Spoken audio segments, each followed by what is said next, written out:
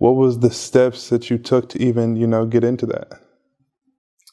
Well, yeah, it was kind of like a progressive ladder effect. I started out working at a restaurant similar to Hooters when I was 17.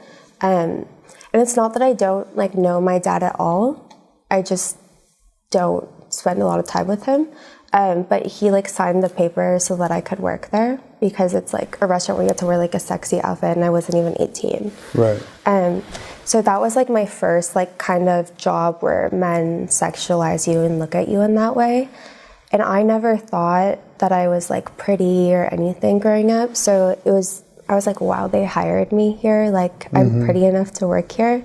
And then guys coming up to me and giving me $20 and being like, you're so hot, here's $20.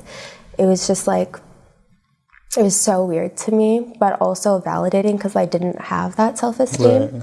So I kind of went further down the rabbit hole. When I turned 18, I left that job and I went straight to becoming a dancer at a club. And then after that, it was porn. I actually had an experience so I started doing OnlyFans again.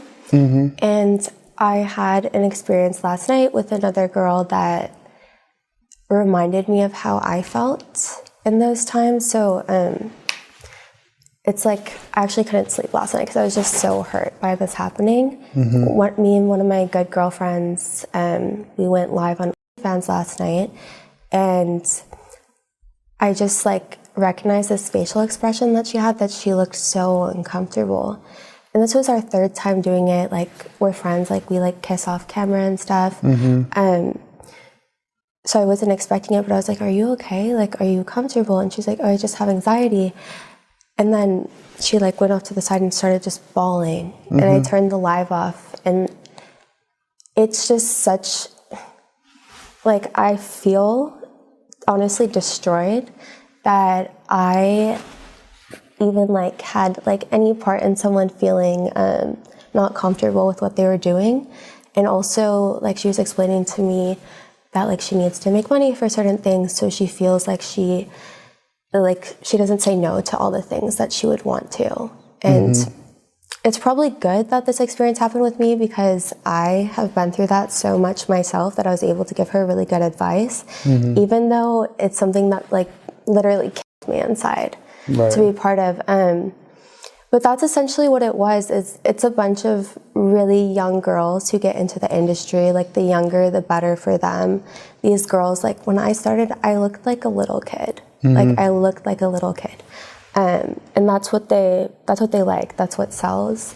Now I'm about to go on a rant, so if you have the attention span of a chicken sandwich, maybe you should just skip the next 2 minutes of this video, because I gotta say this. Anytime people talk about the sex industry, they never talk about the fact that some people are just addicted to sexual gratification, because lust is addictive. They always point the narrative that the woman is the victim, meaning the only reason she did this is because of childhood trauma. It couldn't be the fact that she's addicted to sexual gratification, money, and attention, which Lana Rhoades says in the first part. I was working as a waitress. I enjoyed the fact that people thought that I was attractive. They gave me money, so I went from that to stripping. Then I went from stripping to upping the ante, like most addicts do, to doing something that now I hate myself. And when it comes to the guys who are obviously addicted to the point where they'll give away thousands of dollars and hours of their time, they always try to make them out to be the predators. It's not because he just wants a nut, it's because he's addicted to power. He wants to oppress women. And the reason why they always paint the woman as the victim and the guy as the predator is because if they had to admit that it was all based on addiction and self-gratification, then they'd actually have to regulate the market, like they do with any other addictive substance. And the thing that irritates me about Lana Rhoades the most is she paints herself as the victim of these industries, but then she goes back to promote these industries to other women.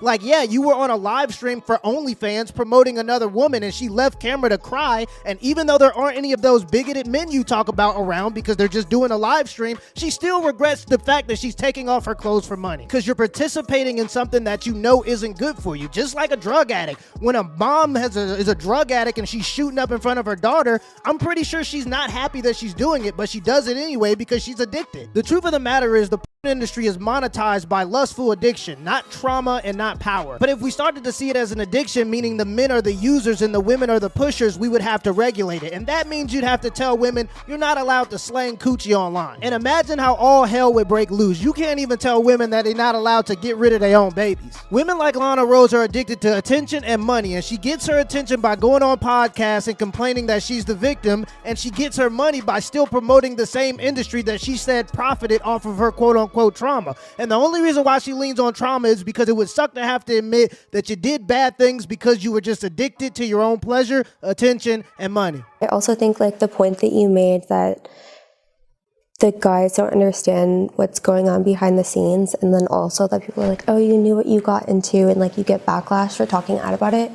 I think it's because men like consuming porn and they don't want to feel guilty for consuming it, and so they don't want to hear that I felt the way that I felt, and they refuse to believe that I'm not like a giant whore that wants to get like fucked by like a bunch of big dicks. Who was like a director and he performed in his own scenes, and they get, which I've seen this with like celebrity men too that have hooked up with a lot of girls, they get so like numb to just regular sex or just women that they end up having like these like really intense fetishes because they can't like get off to normal things anymore. Like I've met guys who like being peed on, who buy cookies with poop in them off the internet and watch girls pooping.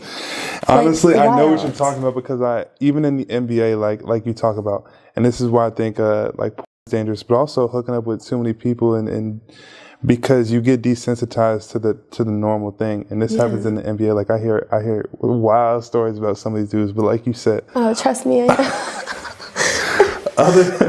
other celebrities too, that their fetishes get so crazy. You know, they might be a straight man, but they've done so much stuff with so many pretty girls, and they have so much access to pretty girls that, you know, now they're over here messing with trannies, or now they're over here messing with dudes, and it's like, it's crazy to think about. And I think the porn industry has a part to play in that, because you watch when you first get introduced to it, just seeing a girl naked might be enough for you, but then you keep watching it, and now you're looking at the craziest things, and now normal sex in real life doesn't do it for you. And this is why I say sexual addiction and how the porn industry promotes sexual addiction is the main reason for this kind of stuff. These guys don't start off messing with transmissions. They go from one Instagram model, and when that's not enough, they doing it with 2 Instagram models at a time, and when that's not enough, they peeing on them. And the Instagram models that allow these guys to do this are addicted to the attention that they get from these guys and the money they get from these guys. And this is why the more sexually liberated a country becomes, the more you see trafficking in that country. It's because the few powerful people that want to indulge in this kind of stuff need people to indulge in it with, and when you convince young women that it's okay for them to just sleep with people liberally, they're more likely to be convinced into trafficking. Sexual gratification is an addiction, but what makes it easy to rationalize and what makes it hard to deal with is the fact that it's a natural addiction, just like eating too many cheeseburgers. The only difference is when you eat too many cheeseburgers, we can visually see that you eat too many cheeseburgers. With sexual addiction, you can pretty much go under the radar without anybody knowing. Sex, just like eating cheeseburgers, are both natural pleasures, but just like any other pleasure, you can get addicted to them. And sometimes you won't even know you're addicted until you do something that you regret. Let me know in the comments below if this video was a W or a L, and give me the HBO special. That's a Help Brother Out special. Hit the like and the subscribe button for more content. Till next time.